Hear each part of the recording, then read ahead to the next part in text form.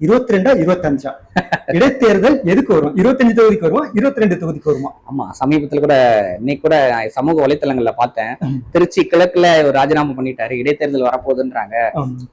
சிங்கிளா வருமா இல்ல கூட்டமா வருமா கேக்குறாங்க. அதனால ஏன்னா இதுக்கும் நம்ம உதாரணம் 2019 பார்த்தோம்.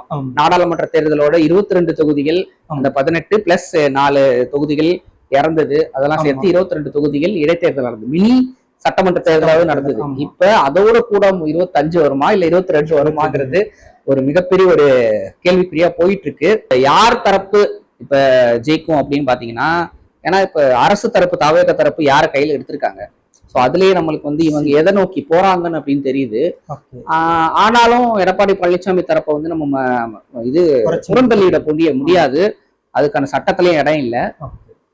இத்தனைக்கு மத்தியில சபாநாயகர் இருக்கிறவரே வந்து ஜே.சி.டி. பிரபாகர் முந்தைய அதிமுக எம்எல்ஏ தான். அதிமுக பல ஆண்டுகளாக இருந்தவர். சோ அதனால அவருக்கு உட்கட்சியில என்ன நடக்குது, உள்ள என்ன நடக்குது தெரியும். அவரை தனியாவும் எடப்பாடி பழனிசாமி சந்திச்சு பேசியிருக்காரு. அவர் பதவியேற்ற அன்னைக்கு கூட ரொம்ப புகழ்ந்துலாம் பேசினாரு. அம்மா அமைச்சரவையில எம்எல்ஏவா இருந்தாரு, அப்படி இப்படிலாம் நிறைய புகழ்ந்து பேசினாரு. சோ இப்ப சபாநாயகர் கையில தான் இருக்கு. அது இல்லாம தாவேகா என்ன முடிவு இருக்குதோ அதை பொறுத்துதான் அந்த அரசு முடிவெடுக்கும், சபாநாயகர் முடிவெடுப்பாரு. இதுல எல்லாமே கலந்துருக்கு. பார்க்கலாம் 22 தொகுதிக்கு இடைத்தேர்தலா 25 தொகுதிக்கு இடைத்தேர்தலா அப்படிங்கிறத பொறுத்து பார்க்கலாம். நம்மளுடைய நெஞ்சு நமக்கு விரிவான கருத்து சொன்னதுக்கு ரொம்ப நன்றி. நன்றி, வணக்கம்.